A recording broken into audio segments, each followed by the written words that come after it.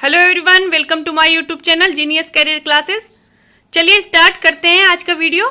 आज का जो मेरा वीडियो है वो सीटेट जुलाई 2013 का पेपर है, जिसमें मैं हिंदी की पेडागॉजी सेक्शन पर डिस्कस करूंगी, जो आने वाले सीटेट 2020 एग्जाम के लिए बहुत इंपॉर्टेंट होने वाले हैं, क्योंकि क्वेश्चन रिपीट होते रहते हैं। सीटेट का पैटर्न वही रहता है। मैं पिछली वीडियो में भी आपको बहुत अच्छे से डिस्कस कर चुकी हूँ कि सीटेट हमेशा पैटर्न वही रखता है, क्वेश्चन वही रिपीट होते हैं, बस थोड़े बहुत चेंजमेंट आते हैं। अगर आप बहुत अच्छे से इनको समझ लेंगे तो आपको आंसर करने में ज़्यादा प्रॉब्लम नहीं होगी, क्योंकि आप सीटेट को रट नहीं सकते हैं। आप सोचे कि नहीं इसका हम सिलेबस लेके बहुत सारी तैयारियां कर लें, तो ऐसा कुछ नहीं। आप अगर प्रीवियस ईयर के पेपर ही देख के समझने की कोशिश करेंगे तो आप सीटेट में अच्छे मार्क्स पा सकते हैं।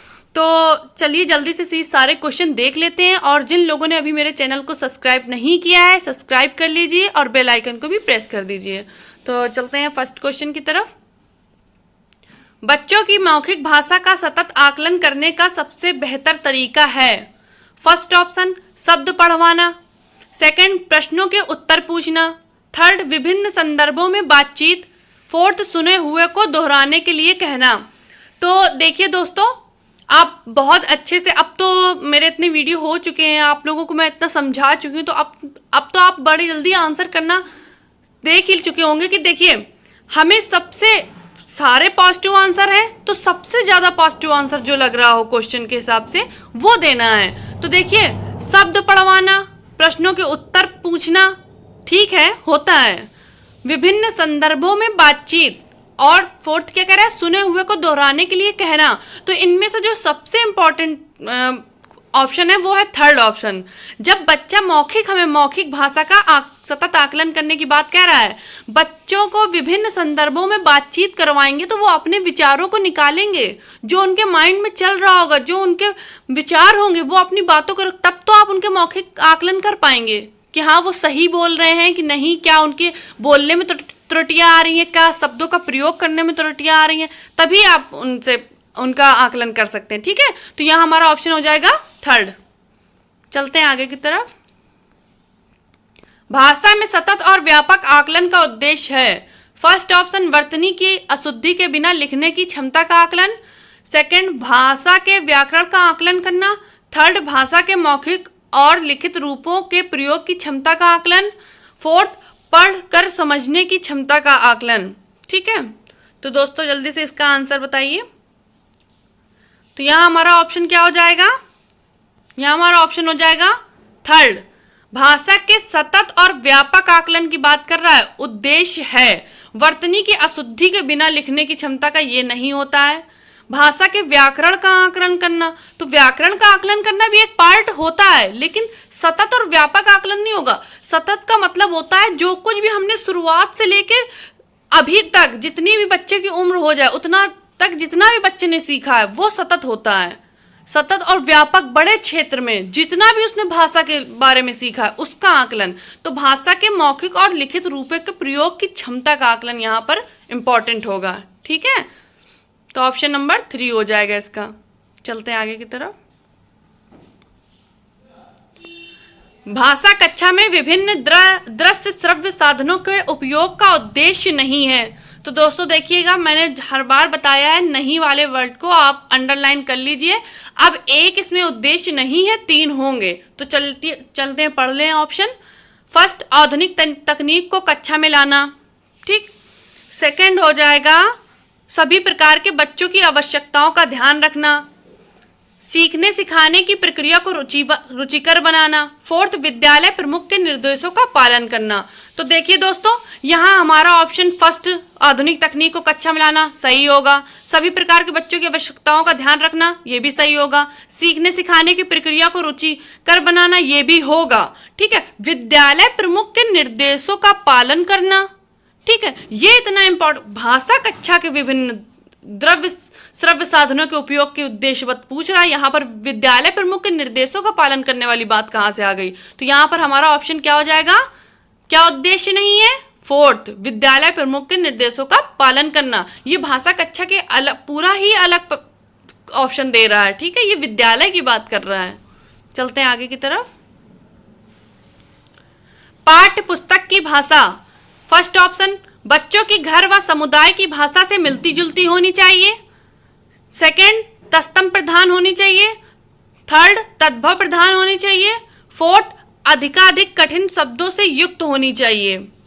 ठीक है, तो देखिए पाठ्य पुस्तक की भाषा, यहाँ पर हम लोग प्राइमरी लेवल की बात कर रहे हैं। प्राथमिक स्तर की जब बात होती है तो 1 से 5 तक बच्चा ही होता है। ठीक है, तो बच्चों के घर व समुदाय की भाषा से मिलती जुलती होनी चाहिए। ठीक, ये तो बिल्कुल सही है। अब तत्सम प्रधान होनी चाहिए। तत्सम में संस्कृत वर्ड यूज होते हैं, तो संस्कृत बच्चा 1 से 5 तक का स्तर का बच्चा है, कहाँ से पाठ्य पुस्तक की संस्कृत का, वो अलग सब्जेक्ट जाएगा, वो अलग भाषा उसको सिखाएंगे, लेकिन पूरा प्रधान नहीं होनी चाहिए। ठीक है, तद्भव प्रधान होनी चाहिए। ठीक, अधिकाधिक कठिन शब्दों से युक्त होनी चाहिए। तो ये तीनों ऑप्शन ज़्यादा इम्पोर्टेंस ही नहीं रखते हैं। ठीक, ये तो हम पाठ के अनुसार देखेंगे कि पाठ में क्या क्या आना चाहिए, वो चीज़ें हैं, लेकिन जो भाषा होगी वो भाषा होनी चाहिए बच्चों की घर व समुदाय की भाषा से मिलती जुलती होनी चाहिए। हमें एक पॉजिटिव आंसर सोचना है जो बच्चे से रिलेटेड। हम शिक्षक बनने जा रहे हैं, हमें अपने आप को लेके सोचना है कि हम क्या सोच रहे हैं इस चीज़ के लिए। भाई हम भी एक शिक्षक अगर बनने जा रहे हैं तो पाठ्य पुस्तक हम कैसी रखें जो बच्चों को समझ में आएगी। ठीक है, तो यहाँ हमारा ऑप्शन हो जाएगा फर्स्ट। चलते हैं अगले क्वेश्चन में। प्राथमिक स्तर पर भाषा सिखाने से तात्पर्य है। फर्स्ट, भाषा वैज्ञानिक तथ्य स्पष्ट करना। सेकंड, भाषा का व्याकरण सिखाना। थर्ड, उच्च स्तरीय साहित्य पढ़ाना। फोर्थ, भाषा का प्रयोग सिखाना। तो देखिए प्राथमिक स्तर की बात हो रही है, मैं बार बार कह रही हूँ, यहाँ पर देख लीजिए आप, प्राथमिक स्तर की बात हो रही है तो 1 से 5 तक का बच्चा होगा।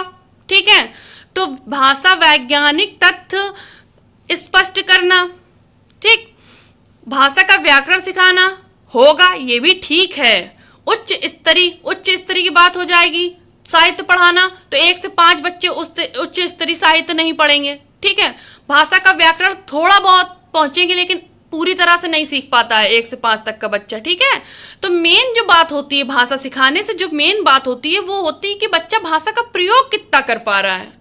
तो यहाँ हमारा ऑप्शन हो जाएगा फोर्थ, बच्चे कितना प्रयोग कर पा रहे हैं। भाषा सिखाने का मतलब है भाषा का प्रयोग सिखाना, प्रयोग और अवसर, बच्चों को अवसर देना, अधिक से अधिक बच्चों को अभ्यास कराना, ये सब पॉजिटिव हैं, ये हमें कराना ही है।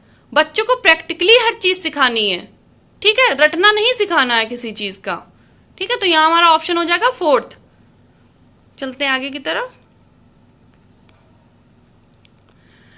घर की भाषा और विद्यालय में पढ़ाई जाने वाली भाषा। ठीक, ऑप्शन सदैव टकराहट से गुजरती है। सेकंड, सदैव समान होती है। थर्ड, समान हो सकती है। फोर्थ, सदैव अलग होती है। बताइए आप लोग। तो देखिए यहाँ ऑप्शन जो होगा सदैव टकराहट से गुजरती है, ऐसा नहीं है, क्योंकि अगर हम लोग जिस परिवेश में रह रहे होते हैं, जिस माहौल में रह रहे होते हैं, वहाँ की भाषा से, और आसपास के ही 1 से 5 तक का बच्चा होता है, आसपास के विद्यालयों में जाता है, तो कहीं ना कहीं उसकी मातृभाषा मिलती है। ठीक है, ना समान हो सकती है क्योंकि बहुत सारे बच्चे आते हैं वहाँ अलग अलग क्षेत्र के, तो ना समान होगी ना बिल्कुल से अलग होगी। ठीक है, तो समान हो सकती है। तो यहाँ हमारा ऑप्शन क्या हो जाएगा, ऑप्शन नंबर थर्ड। ठीक है, चलते हैं आगे की तरफ। प्राथमिक स्तर पर हिंदी भाषा शिक्षण के लिए सबसे अधिक महत्वपूर्ण है। फर्स्ट ऑप्शन, भाषा प्रयोग के अवसर। सेकंड, पाठ्य पुस्तक। थर्ड, उच्च स्तरीय तकनीकी यंत्र। फोर्थ, व्याकरणिक नियमों का स्मरण। तो देखिए मैंने जो इससे पहले वाले क्वेश्चन करवाया उसमें यही सब था। ठीक है, बस थोड़े से लैंग्वेज, थोड़ी सी भाषा चेंज की गई है, बाकी वही ऑप्शन है, वही क्वेश्चन है। ठीक है, तो मैंने जैसा भी बता रखा है कि हिंदी भाषा शिक्षण के लिए सबसे अधिक महत्वपूर्ण पाठ्य पुस्तक साधन होती है। ठीक है, होता है, साधन होती है। उच्च स्तरीय तकनीकी यंत्र, भाई प्राथमिक स्तर का बच्चा है, अभी तकनीकी यंत्र से क्या जाने वो। व्याकरणिक नियमों का स्मरण, भाई बढ़ने तो दो, पहले भाषा तो सीखने दो, तब तो वो व्याकरण सीखेगा। व्याकरण तो भाषा को शुद्ध करती है। पहले तो हमें भाषा का प्रयोग उसको सिखाना है। तो यहाँ हमारा ऑप्शन क्या हो जाएगा? फर्स्ट ऑप्शन, भाषा के प्रयोग के अवसर सब भाषा शिक्षण के लिए सबसे अधिक महत्वपूर्ण है। ठीक है, चलते हैं आगे की तरफ।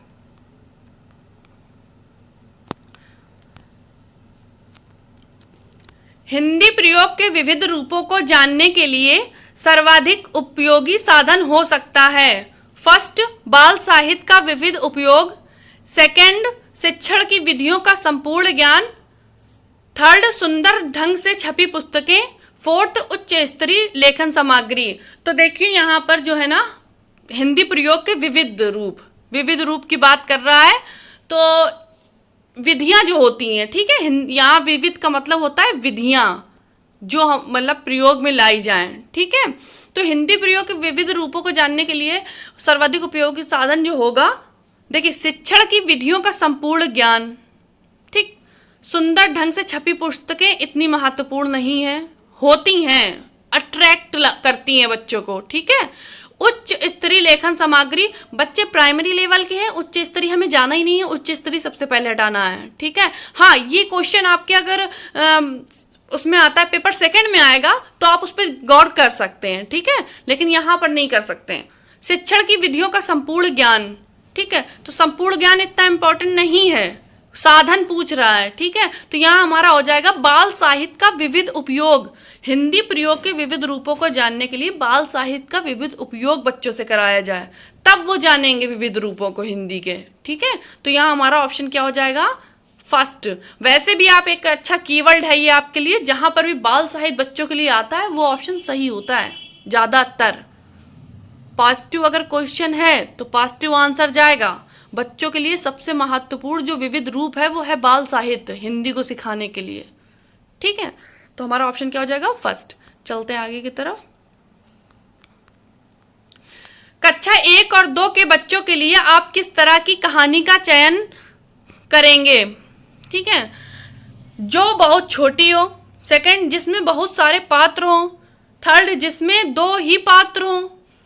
फोर्थ, जिसके शब्दों, वाक्यों और घटनाओं के वर्णन की शैली चित्रात्मक हो। तो देखिए, जैसा कि 1 और 2 के बच्चों की बात हो रही है, तो यहाँ बच्चों को हमें कहानी वो इतना पढ़ नहीं पाएंगे, इतना उनको शब्दों का ज्ञान नहीं होगा। ठीक है, तो यहाँ पर छोटी बड़ी से तो कोई मतलब ही नहीं है। बच्चों को अट्रैक्शन चाहिए, बच्चों बैठे वो कहानी सुनने के लिए अट्रैक्ट हो, वहां पर बैठे। पात्र से कोई मतलब नहीं है। ठीक है, यहाँ पात्रों से भी कोई मतलब नहीं है। हमारा ऑप्शन क्या हो जाएगा? फोर्थ, जिसके शब्दों और वाक्यों और घटनाओं के वर्णन की शैली चित्रात्मक हो। ठीक है, जब बच्चे उसको कल्पना करके सीखेंगे उस कहानी को। देखिए, बच्चों को जब भी आप कहानी सुनाएंगे वो अपने माइंड में कहीं ना कहीं कल्पना इमेजिन करने लगते हैं। जब आप उनको चित्र दिखा देंगे तो वो और अच्छा इमेजिन करेंगे, उनके अंदर रुचि पैदा होगी। ठीक है, तो यहाँ हमारा ऑप्शन हो जाएगा फोर्थ। चलते हैं आगे की तरफ। प्राथमिक स्तर के भाषा शिक्षण की प्राथमिकता होनी चाहिए। ठीक है, तो ऑप्शन फर्स्ट है केवल बोलकर पढ़ने की क्षमता विकसित करना। सेकंड, कविता और कहानी के द्वारा केवल श्रवण कौशल का विकास करना। बच्चों की रचनात्मक और मौलिकता को पोषित करना। फोर्थ है बच्चों की चित्रांकन क्षमता का विकास करना। तो देखिए, जैसा कि हम पहले वीडियो में आपको बता चुके हैं कैसे आपको ऑप्शन निकालना है। ये केवल वर्ड जो होते हैं वो निगेटिव आंसर करते हैं, तो केवल ये गलत हो जाएगा। ठीक है, अब बच्चों की रचनात्मक और मौलिकता को पोषित करना, बच्चों की चित्रांकन क्षमता का विकास करना। तो देखिए, जो प्राथमिक स्तर पर भाषा शिक्षण की प्राथमिकता होगी वो होगी कि बच्चों की रचनात्मकता और मौलिकता को पोषित करना। ठीक है, तो यहाँ हमारा ऑप्शन क्या हो जाएगा? थर्ड। पढ़ने का प्रारंभ। फर्स्ट ऑप्शन, वर्णमाला से होना चाहिए, कहानियों से होना चाहिए। सेकंड, कविताओं से होना चाहिए, अर्थपूर्ण सामग्री से होना चाहिए। तो बताइए दोस्तों, यहाँ हमारा ऑप्शन हो जाएगा, देखिए, वर्णमाला से होना चाहिए, ये तो हमारी व्याकरणिक बात हो गई। ठीक है, कहानियों से होना चाहिए, पढ़ने का प्रारंभ है, तो जब तक बच्चा कुछ पढ़ नहीं पाएगा तो सीधे कहानी कैसे लाएंगे? कहानी अगर पढ़ने भी लगेगा तो उसको समझ तो होनी चाहिए। ठीक है, तो यहाँ हमारा ऑप्शन हो जाएगा फोर्थ, अर्थपूर्ण सामग्री से होना चाहिए। बच्चे अगर कुछ पढ़ रहे हैं तो उसका अर्थ भी तो उनको पता होना चाहिए, चाहे वो कहानी हो, चाहे कविताएं हो, चाहे वर्णमाला हो। ठीक है, पहले उनको अर्थ तो समझ में आए। तो यहाँ क्या होगा? फोर्थ ऑप्शन, पढ़ने का प्रारंभ अर्थपूर्ण सामग्री से होना चाहिए। भाषा के बारे में कौन सा कथन उचित है? फर्स्ट, भाषा अनिवार्यता लिखित होती है। भाषा एक नियमबद्ध व्यवस्था है। थर्ड, भाषा व्याकरण का अनुसरण करती है। फोर्थ, भाषा और बोली में कभी भी कोई संबंध नहीं होता है। तो दोस्तों ये क्वेश्चन जितने भी अभी तक मैंने पेपर करवाए हैं सब में ये क्वेश्चन आया है, रिपीटेड क्वेश्चन है ये। मैंने बता भी रखा है कि भाषा एक नियमबद्ध व्यवस्था है। आंखें बंद करके इस ऑप्शन को टिक करना है आपको। ये समझ लो, अगर पॉजिटिव आंसर है, भाषा के बारे में पूछ रहा है उचित, तो भाषा एक नियमबद्ध व्यवस्था है। तो यहाँ पर सबसे पहले तो ये ऑप्शन होगा ही नहीं। भाषा और बोली में कोई भी संबंध नहीं होता, ऐसे कुछ नहीं। भाषा और बोली में बहुत गहरा संबंध है। ठीक है, भाषा अनिवार्यता लिखित होती, ये बहुत गलत है, क्योंकि लिखित भी होती है, मौखिक भी होती है। भाषा व्याकरण का अनुसरण करती, हाँ करती है, लेकिन उसके लिए होता क्या है? नियम होते हैं। तो यहाँ हमारा ऑप्शन क्या हो जाएगा? सेकंड, भाषा एक नियमबद्ध व्यवस्था है। चलते हैं अगले क्वेश्चन की तरफ। प्राथमिक कक्षाओं में रोल प्ले भूमिका निर्वाह का उद्देश्य होना चाहिए। फर्स्ट ऑप्शन, बच्चों को अभिनय सिखाना। सेकंड, एक पद्धति के रूप में इसका प्रयोग करना। थर्ड, विभिन्न संदर्भों में भाषा का प्रयोग अवसर प्रदान करना। फोर्थ होगा बच्चों को अनुशासित रखना। तो दोस्तों हमने आपको कई बार बताया है कि प्राथमिक कक्षाओं में रोल प्ले हो या पढ़ना हो या सीखना सिखाना हो, सबसे ज़्यादा अवसर दिए जाने चाहिए बच्चों को।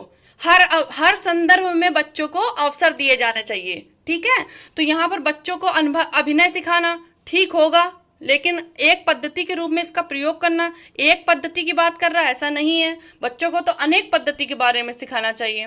ठीक, बच्चों को अनुशासित रखना होता है, लेकिन कोई इतनी बड़ी बात नहीं है, उद्देश्य नहीं है ये। ठीक है, तो यहाँ हमारा ऑप्शन क्या हो जाएगा?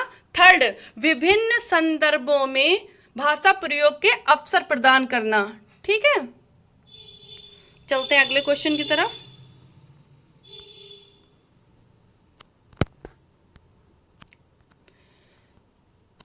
भाषा हमारे परिवेश में बिखरी मिलती है, यह कथन किस पर लागू नहीं होता?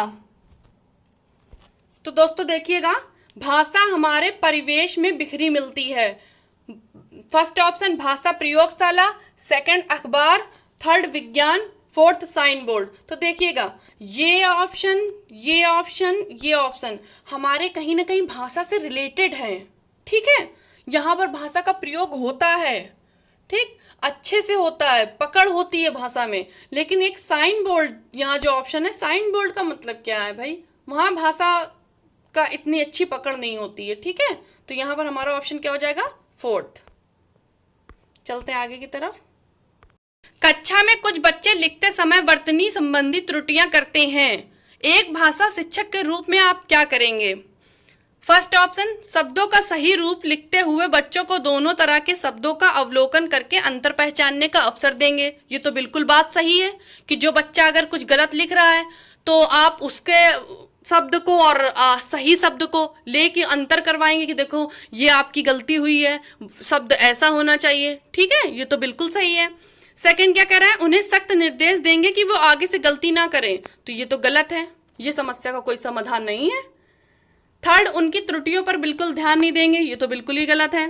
फोर्थ, उनसे शब्दों को 20 बार लिखने के लिए कहेंगे। ये दंड ऐसी बात हो रही है यहाँ पर, तो दंड ऐसी कोई बात नहीं होती है सीटेट में। दंड रटना, सीटेट क्या दंड तो बात ही नहीं होती है। ठीक है, तो यहाँ हमारा ऑप्शन क्या हो जाएगा?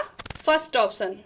ठीक, शिक्षक वही शब्द को लिख के बच्चों को दिखाएंगे और उसके शब्द का भी अवलोकन करेंगे। ठीक है, उनमें अंतर पहचानने की कोशिश करवाएंगे। ठीक है, तो ये एक समस्या का समाधान है। यहाँ हमारा ऑप्शन हो जाएगा first. Thanks for watching my video. और चैनल को जिन लोगों ने सब्सक्राइब नहीं किया है सब्सक्राइब कर लें और बेल आइकन को प्रेस कर दें। वीडियो को लाइक और शेयर करना ना भूलें। जय हिंद।